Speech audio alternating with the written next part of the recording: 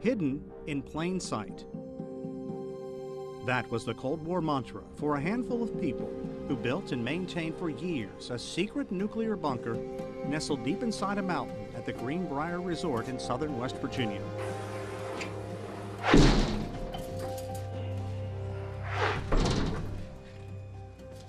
A 25-ton steel door swings shut.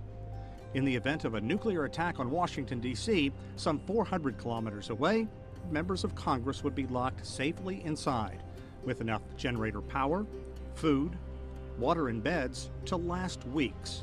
It's a story Greenbrier historian Bob Conti has been telling a long time. This really captures a moment in time, a moment that was filled with a lot of fear.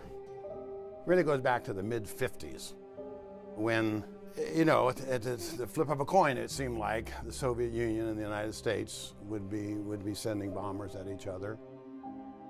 While school children practiced duck and cover, then President Dwight Eisenhower cut a deal to build the bunker nicknamed Project Greek Island beneath one of the most plush resorts in the nation.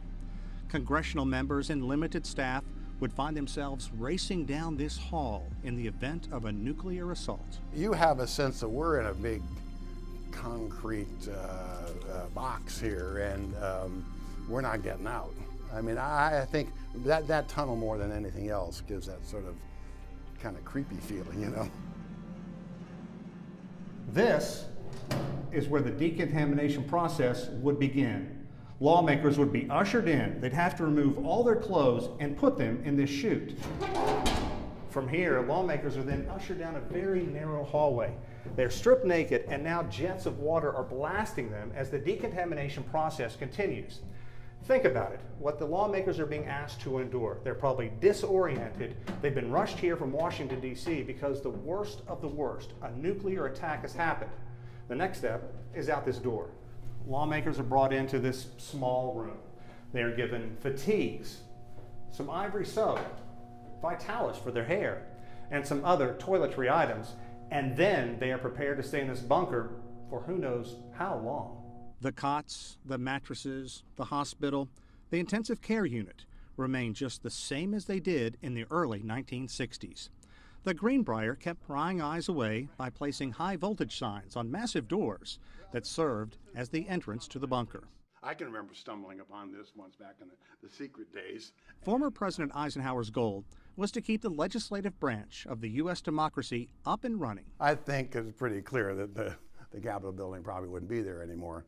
But the point was, we as an institution are here, and I think the goal is to prevent anarchy from breaking out across the country. It remained a closely guarded secret. Only the Speaker of the House of Representatives and the Senate Majority Leader knew about Project Greek Island.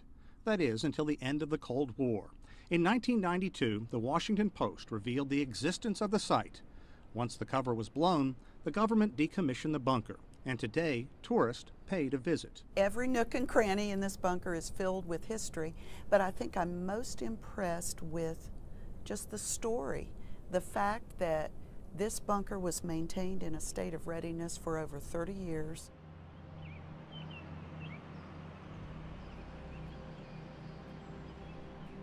This remained a secret for more than 30 years, and that leads people at the Greenbrier to wonder, what else is out there? I think 9/11 changed everything. So whatever happened after 9/11, they could have dug a whole bunch more holes in the ground after that, and you know, we don't have a need to know here. You know, the man who ran this for years and years, I remember he said, when you're out of the loop, you're out of the loop. You know, when you don't have a need to know anymore. There is one thing the Greenbrier bunker still has, its place in history, and no one can take that away. Sean Caleb's, CCTV, White Sulphur Springs, West Virginia.